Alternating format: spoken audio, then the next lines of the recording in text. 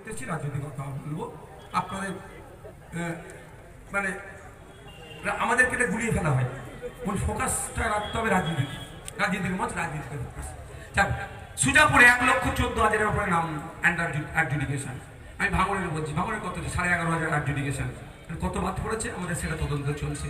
আপনাদের বলি এখন করণীয় কি? করণীয় কি? সর্বপ্রথমে আমি আপনাদের বলবো, এটা শুধু আপনাকে হয়রানি করা হচ্ছে, হয়রানি করা হচ্ছে, আপনাকে পাজেল করা হচ্ছে। এই হয়রানি পাজেলটা কারা করছে? তৃণমূল বিজেপি মিলে।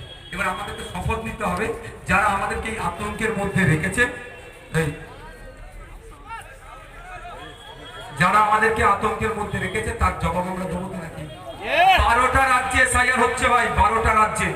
কোন জায়গায় শুনেছেন কোন রাজ্যে লজিক্যাল ডিসক্রিপেন্সি আছে, আন্ডার অ্যাডজুডিকেশন আছে? কোন রাজ্যে শুনিনি। কেন হলো? এই লজিক্যাল ডিসক্রিপেন্সি তৈরি হয়েছে মমতা ব্যানার্জির জন্য আমাদের রাজ্যে। এটা ক্যামেরাই হচ্ছে। মমতা ব্যানার্জির হাতটা তৈরি করে দিয়েছে মমতার হাতে। এই যে 22,000 মতো ভোটার এখন আতঙ্কে আছে বসিরহাট উত্তরে, এর জন্য সব থেকে বেশি দায়ী যিনি, তার নাম হচ্ছে মমতা ব্যানার্জি। আমি আপনাদের বলবো আজকে মমতা ব্যানার্জিকে এসআইআর নেওয়ার কথা বলতে শোনা যায় না, কিন্তু নওশাদ সিদ্দিকী এখনো আপনাদের জন্য আইনি লড়াই লড়ে যাচ্ছে। আমি আপনাদের বলবো জবাব দিতে হবে।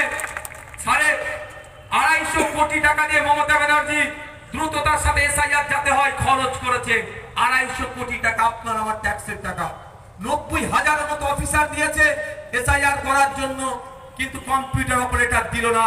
কম্পিউটার অপারেটর দিলে লজিক্যাল ডিসক্রিপেন্সি আসতো না, লজিক্যাল ডিসক্রিপেন্সি না আসলে আন্ডার অ্যাডজুডিকেশন আসতো না, আন্ডার অ্যাডজুডিকেশন না আসলে আপনার আমার ডিলিট হয়েছে বা আতঙ্কিত থাকতাম না। সর্বপ্রথম ফিরে আসা যাক, মাত্র 1000 কম্পিউটার অপারেটর চেয়েছিল 3 থেকে 4 মাসের জন্য। 1 মাসে যদি খরচ হবে কন্ট্রাকচুয়াল যদি 10,000 করে হয় 1 কোটি টাকা, 4 মাসে 4 কোটি টাকা এক্সট্রা লাগতো।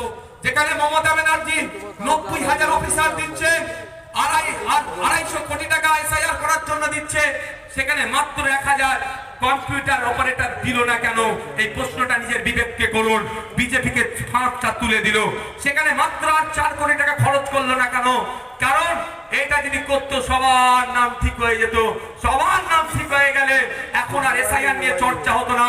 মমতা ব্যানার্জির চুরি, দুর্নীতি, কয়লা চোর, ছাগল চোর, গরু চোর, ভেড়া চোর, এই চোরদের বিরুদ্ধে আমরা কথা বলবো। এই চোরদের বিরুদ্ধে কথা বলার পরিবর্তে আমাদের এখন কি করতে হচ্ছে? ভাইজান একটু বক্তব্য দেন এসআইআর নিয়ে কি হবে। বুঝতে পারছেন কি করছি? কেমন করে সমস্যা হয়েছে জানেন? আপনার নামের একটা ফুল স্টপ ছেড়ে গেছে কম্পিউটারে, আপনাকে আন্ডার এই লজিক্যাল ডিসক্রিপেন্সি, আর লজিক্যাল ডিসক্রিপেন্সির পরেই আপনার আন্ডার অ্যাডজুডিকেশন, তারপরে ডিলিট হচ্ছে। অবাক কাণ্ড।